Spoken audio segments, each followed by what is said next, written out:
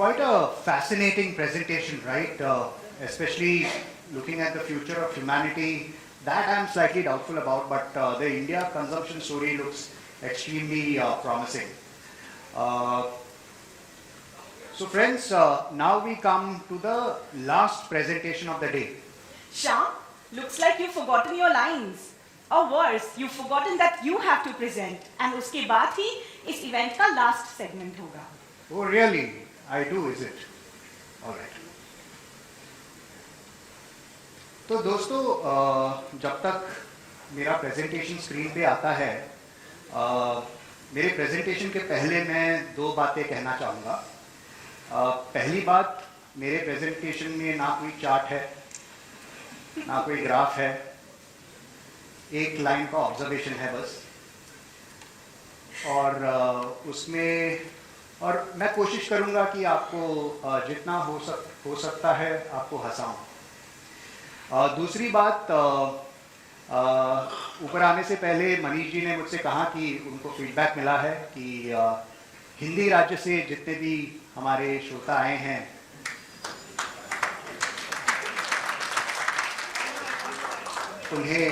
उन्हें लगा कि सेशंस सिर्फ अंग्रेजी में हो रहे हैं. तो सही कहा आपने, सही कहा. तो सुधीर जी, राजपूत जी और गुप्ता जी जो एमपी से आए हैं, कहाँ पे हैं? शायद चले गए. राजपूत जी हैं, अच्छा गुप्ता जी हैं वहाँ पे, शर्मा जी भी हैं, ठीक है. तो मेरी हिंदी उतनी दुरुस्त नहीं है, लेकिन अगर मुझसे कोई भूल या चूक हो जाए तो माफ़ कर दें. तो जय श्री राम कह के प्रेजेंटेशन शुरू करता हूँ.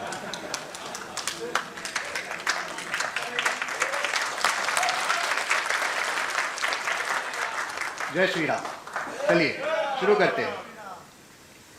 पुरुष को कोई जानता है? कोई जानता है इनको? बिल्कुल सही बात है. सर आपका नाम क्या है? विनोद जी. आप इनका नाम जानते हैं? अच्छा, लेकिन इनके लिए तालियां. तो इनका नाम है प्रेमचंद रॉयचंद और ये ओरिजिनल बिग बुल है. और जैसे कि विनोद जी ने कहा, ये बीएससी के भी फाउंडर थे. बहुत सारे फाउंडर्स थे बीएससी के, लेकिन उनमें से एक थे ये. और मुंबई से जो है, उन्होंने राजाबाई टावर के बारे में सुना होगा, जो फोर्ट में है. तो वो टावर बनाने के लिए इन्होंने पैसे डोनेट किए थे. और जो नाम है राजाबाई, वो इनके माताजी का नाम था. और कहते हैं कि इनके माताजी देख नहीं सकते थे, इसलिए और वो शाम को सूर्यास्त के पहले खाना खाते थे. तो वो टावर का जो बेल है, वो सूर्यास्त के पहले बजता था, तो इनकी माताजी खाना खा लेती थी. तो देखिए, अगर हम इन्हें नहीं जानते हैं तो हमारे जो भारतीय निवेशक है, उनके बारे में हम क्या जानते हैं? शायद कुछ नहीं. हम जानते हैं कि आज शायद 11 करोड़ से ज़्यादा डीमैट अकाउंट्स है. अगर अनुमान लगाएं कि हर एक निवेशक के पास 2 डीमैट अकाउंट होंगे, तो शायद अंदाज़ा लगा सकते हैं कि 5-5.5 करोड़ डीमैट अकाउंट होल्डर्स हो सकते हैं. तो लेकिन कौन है भारतीय निवेशक? तो दोस्तों, आपको याद रहेगा, कुछ हफ्ते पहले आप सबको एक ईमेल आया होगा एक सर्वे के लिए. किसी ने पार्टिसिपेट किया था? अच्छा, बढ़िया है. तो आप में से शायद किसी ने भी पार्टिसिपेट नहीं किया, तो अच्छी बात है. लेकिन हमने 3 हफ्ते पहले एक सर्वे किया था. तो ये सर्वे ऐसा था कि हमने हमारे जितने भी हमारे कस्टमर्स हैं, उनको एक ईमेल भेजा था. हमारे जो प्रोस्पेक्टिव कस्टमर्स हैं, उनको भी भेजा था. और शायद करीबन 2000 से ज़्यादा लोगों ने ये सर्वे में पार्टिसिपेट किया. तो ये सर्वे में 10 प्रश्न थे और उन प्रश्नों का उत्तर जब भी हमें मिला, उसका विश्लेषण करने के बाद हमने ये रिपोर्ट बनाया। तो ये रिपोर्ट के द्वारा हम आपको बताने की कोशिश करेंगे कि भारतीय निवेशक कौन हैं, कहाँ से हैं, उनकी उम्र कितनी होती है, वो क्यों निवेश करते हैं। तो देखिए, मैं अभी 3 सालों में 40 का हो जाऊंगा, ठीक है। जब मैं 20s में था तो बहुत सारे गलतियां की थी मैंने। 30, 32, 33 तक जब पहुंचा तो थोड़ा ठहराव आया।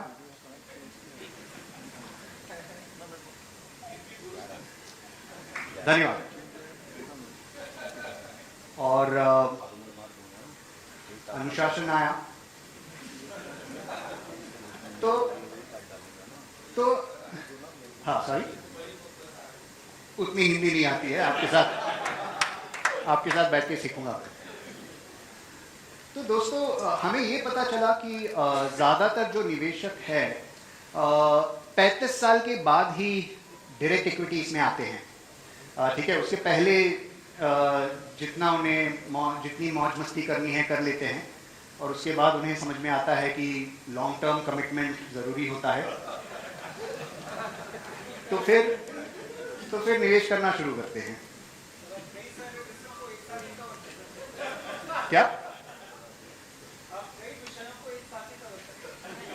ठीक। अच्छा, इनको कोई नहीं जानता है? इन्हें कोई नहीं जानता है? अच्छा, तो कोई बता सकता है ये दो चित्र जो हैं, इनमें क्या कोरिलेशन है?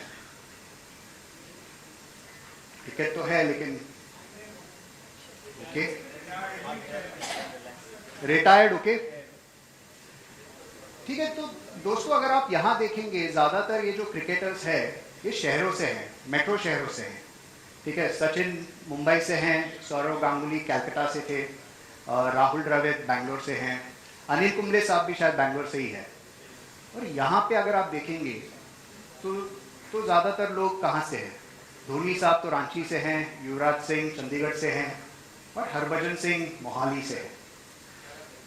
और इनके पहले जो क्रिकेट खेलते थे, जैसे सुनील गावस्कर साहब थे, बिशन सिंह बेदी थे, दिलीप वेंगसरकर थे, ये सारे लोग भी ज़्यादातर मेट्रो सिटी से आते थे। लेकिन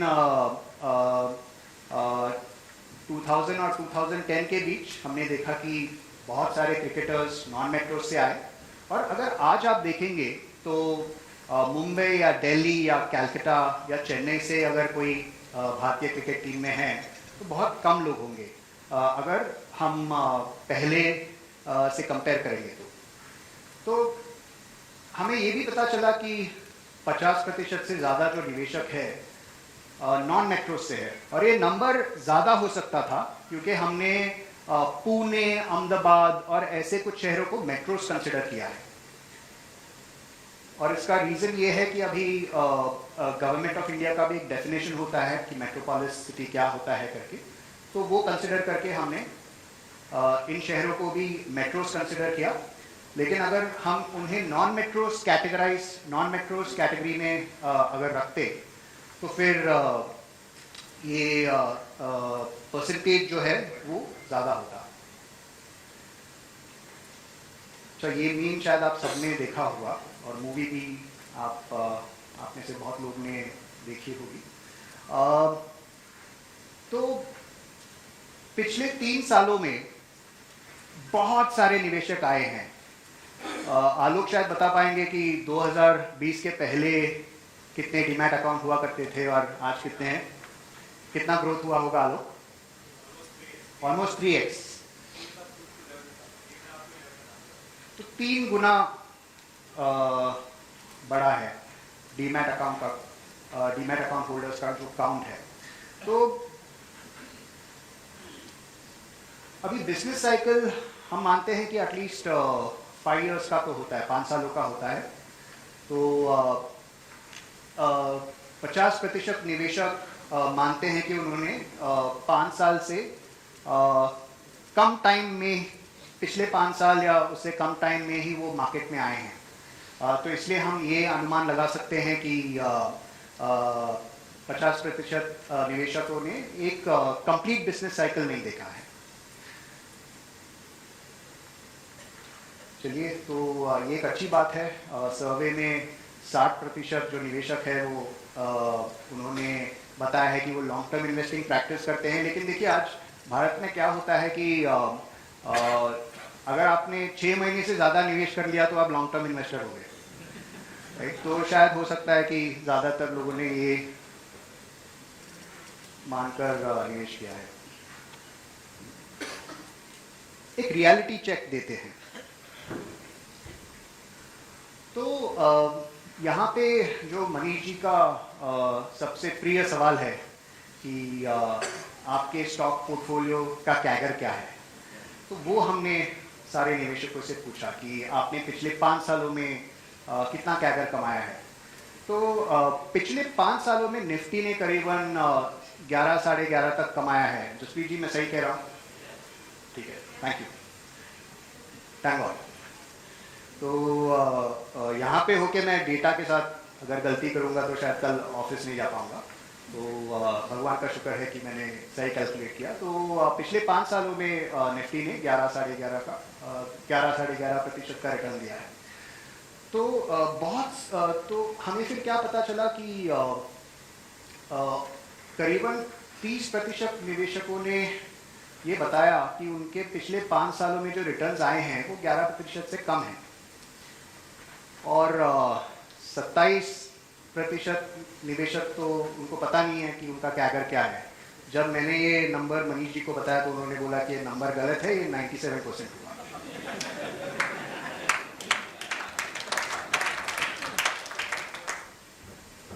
इंडिया और भारत, इसमें क्या अंतर है? अभी कोई अंतर तो नहीं है, लेकिन अगर आप सॉरी, हाँ सही बात है, सही बात है। तो पहले क्या क्या लाइन है ये, तो पहले हम इंडिया का जो भाषा है उसका इस्तेमाल कर रहे थे, अभी भारत की जो भाषा है उसका इस्तेमाल कर रहे हैं।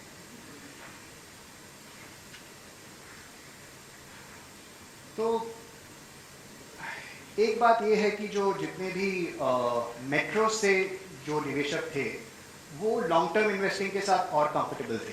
तो ये पता चला कि ज़्यादातर जो मेट्रो से इन्वेस्ट करते हैं वो लॉन्ग टर्म पोर्टफोलियो बिल्डिंग पे ध्यान देते हैं। अच्छा, ये मेरा फेवरेट स्लाइड है। तो जैसे मैं कह रहा था कि 20s में गलतियां करते हैं, 30-35 में थोड़ा ठहराव आता है, और उसके बाद जो निवेश करने की प्रक्रिया है उससे हमें और रुचि मिलती है।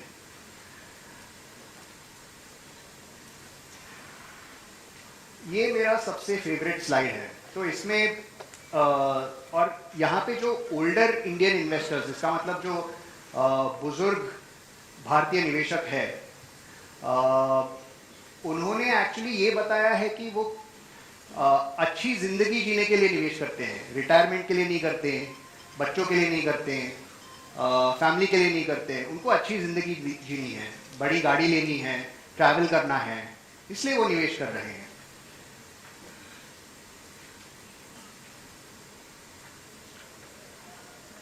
अभी जब भी निवेशक 40, 50, 60 साल के होते हैं, उनके पास और पैसा होता है, इसलिए SIPs भी करते हैं, लेकिन लमसम में भी निवेश करने के लिए या निवेश करने की काबिलियत उनमें होती है।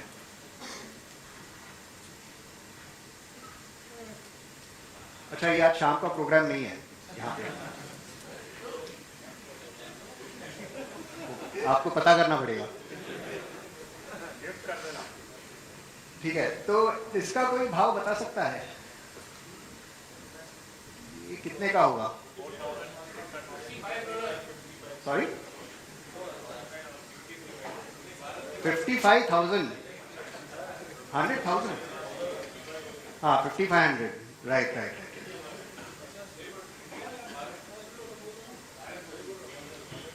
अच्छा, तो ये भारत में भी चलता है, इंडिया में भी चलता है, ठीक है। तो और इसका भाव कितना होगा? डबल ट्रिपल जितना भी, लेकिन ज़्यादा ही होगा। डबल है, ठीक है। तो ये मैंने एक कंपनी है लिविंग लिक्विड्स करके, तो उनके वेबसाइट पे ये प्राइस पे ये रिटेल होता है। और इसका तो प्राइस मुझे कहीं इंडियन वेबसाइट पे कहीं मिला नहीं, तो किसी ड्यूटी फ्री स्टोर पे मैंने देखा कि ये 24,000 का है। आप बुलाई आएंगे? क्या बात है, क्या बात है, क्या बात है। चलिए बढ़िया, इन्फॉर्म इन्वेस्टर है।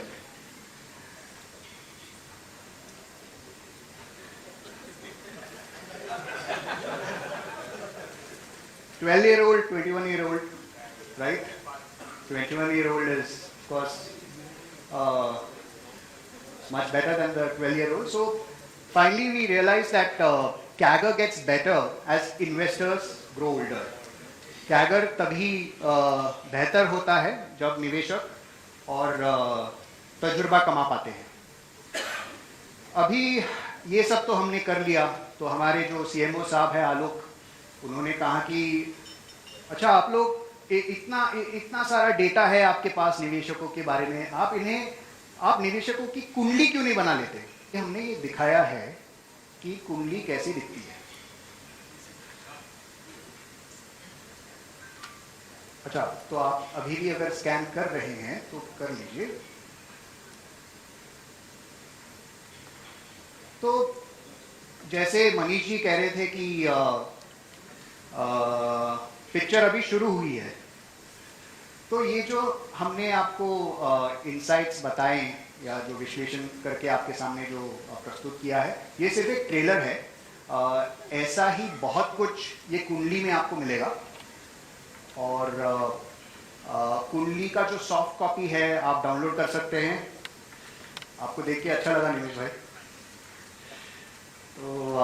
तो ये कुंडली ऐसे दिखता है। तो इसमें आपको बहुत कुछ पढ़ने मिलेगा। मनीष जी ने कुछ इसके बारे में लिखा है, वो पढ़ने मिलेगा। जसप्रीत जी का भी इतना बढ़िया फोटो है, पढ़ने मिलेगा। तो ये जितने भी हमने इनसाइट्स रिकॉर्ड किए हैं, कुंडली की तरह हमने इसे डिज़ाइन करने की कोशिश की है। और अगर आपको ये डिज़ाइन अच्छा लगा, जो मुझे बहुत अच्छा लगा, इसका क्रेडिट जाता है चंद्रमणि साहब को, SM प्रोडक्शंस जो लीड करते हैं, और इनके साथ सुरभि काम करती है, तो उन दोनों ने ये कंसेप्चुलाइज किया। तो मुझे हमें रिसर्च और मार्केटिंग को हमें सिर्फ इन्हें डेटा देना पड़ा और इन्होंने बेहतरीन तरीके से इसे डिज़ाइन किया। तो मैं देख रहा हूँ अभी भी 13 मिनट बाकी है, मुझे और कुछ बोलना नहीं है। तो इतना ही था मेरा प्रेजेंटेशन।